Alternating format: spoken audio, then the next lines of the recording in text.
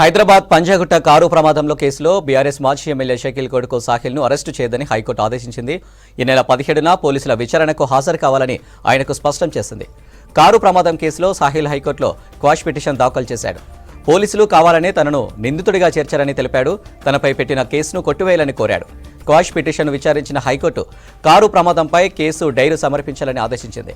Rash driving కేసుకి LOC జారీ చేశారని సాహిల్ తరపు న్యాయవాది చెప్పారు. అయితే తప్పు చేయకుంటే దుబాయ్ ఎందుకు వెళ్లాడని హైకోర్టు ప్రశ్నించింది. తప్పుడు కేసులో అరెస్టు చేశారన్న భయంతోనే దుబాయ్ వెళ్లాడని సాహిల్ తరపు న్యాయవాది చెప్పారు. ప్రస్తుతానికి సాహిల్ను అరెస్టు చేయొద్దని ఆదేశిస్తూ తదుపరి విచారణను ఈ నెల 24కు వాయిదా వేసింది హైకోర్టు.